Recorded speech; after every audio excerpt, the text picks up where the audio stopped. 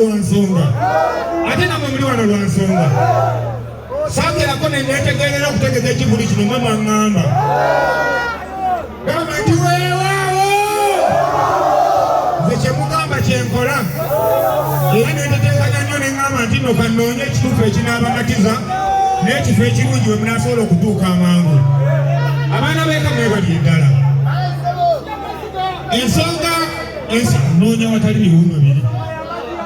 kiriyako omangu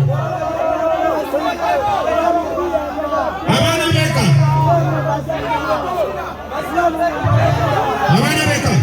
tusome tuwulirize otyo abaana beeka nsanyusa okbalaba kakati ebyami byebingamba nga maliriza okwogera bino waawo abooluganda nze beebaza nzize okwebaza olw'amaanyi ge mwanteeramu okulaba nti nno tununula ebyaffe bakyali bange tutowa nnyo nga bwe mubimanyi netusula mu mpewo nga bwe bimanyi naye omubbi bw'avenyi ng'ayagala okukunyakulako ky'olina amazima ga Katonda muggulu abeera mubi mwatunula n'amaaso gammwe kubanga mutegeera ne mulaba ne mumanya ekituufu bwe kiri sina gwe naduumira mwatandika butandisi ne mugamba nti kasumuule mundu mpaka nga ekyama kyaffe kikomyewo naki mwasumululira ennaku ennungi zaali nnya ng'omubbi akondoose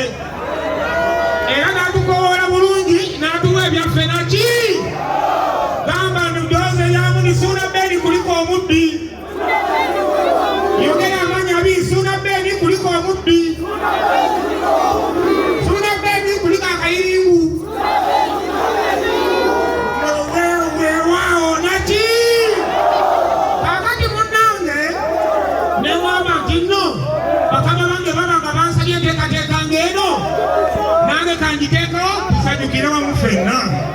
mikwano gyange mwebale nnyo mwebalire ddala sinza beebaza nga mbeesimbyeko kanzikakkane mwebale nnyo mwebalire ddala mwebale nnyo mwebalire ddala mwebale obutatuswaza ate era waliwo abagamba mbwagi singa kimusaane mugamba wa levurezisano endongo twazivaamu kuba twategeera abantu baffe kye baagala era ng'ennaku z'omwezi 10 tugenda kyengera ku samiti tukuba naki abaana beeka njagala mumpeyo omukisa guno nina ebyokuwagabira wano nyazi reflecta nenda kuzibawa naye tugira nga tulinzeeko reflecta zino zivawa suuna tugira nga tulinzeeko abaana beeka olutalo luno wadde mwaluwaana n'amaanyi naye ndina baganda bange ate abayongeramukko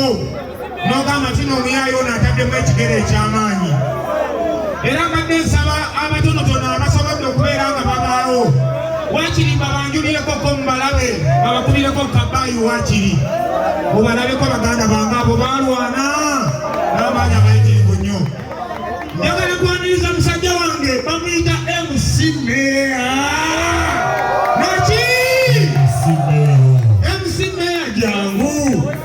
omusajja ono MC Meya namwekagira ku social media ng'atabuse ng'ali mu kwogera ate n'ensonga zonna ng'alaga obulambulukufu n'obufere bw'omubbi yali atubba naki MC Meya webale nnyo ebali eddala mukulika akayiringu kyapa mu ngalo naki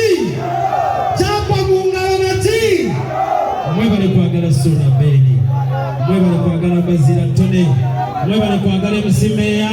mwebale kwagala KBS TV, mwebale kwagala Tingisha Vibes naki omuganda omu yagamba wandikola ekintu okulumya gundi n'owuzika ng'oyambye ekkiriza tukayimba ffennaako wandikola ekintu okulumya gundi n'owuzika ng'oyambye njagala muddamu nti n'owuzika ng'oyambye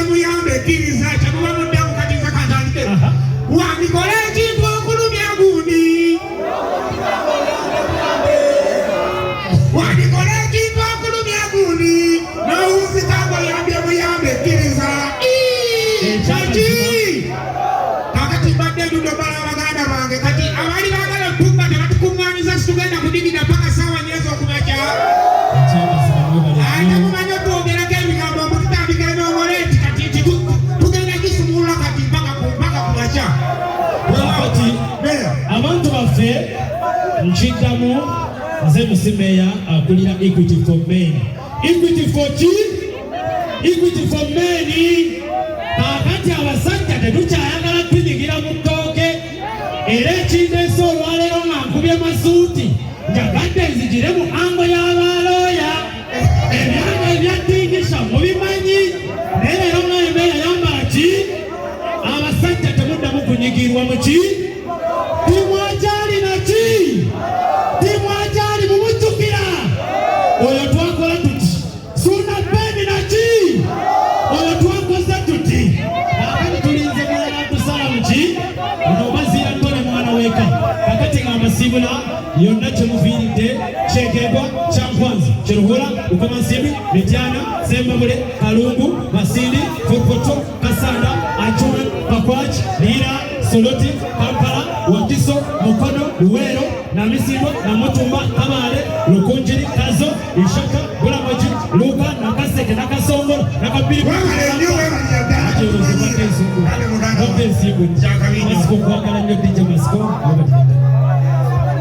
Nina musajja wange omulala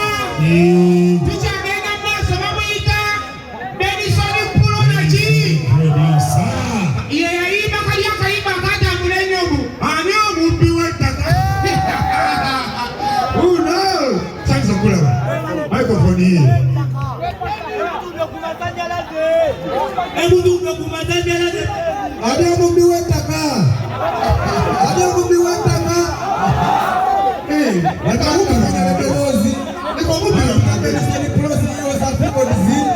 tubebaza mwena mwena okubeerera omusajja ono Sunda Beeni yakaimasemataakalikakubenakakuwa bannange mwebale nnyo kulwanirira Sunda Beeni akayirirwa ekyapa kaali kakitutte akasembayo mwali owasinga mulwana nesisobola kulema kwebaza omukyala minisita Judith Nabakooba minisita w'ettaka feno tulwana naye neeri yali alwana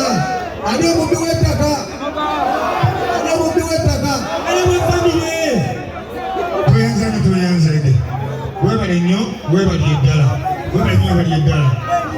naki nkyaleeta divaini jangu divaini jangu waki ani kino kibayiwesimu masika abadde ki waki waki muli bakanyonyi webale nnyo webalye eddala ku kifo ki abaana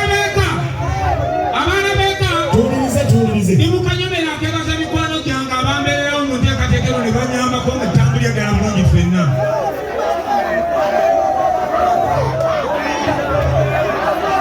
omwana ono yakuba emmundu n'agitekereza ddala n'amaanyi mayitirivu nnyo mwagala mukwatako mumukwateko olina kyologerayo tomanyi kwogera kale twayanzanye twayanzege babalina mwebali eddala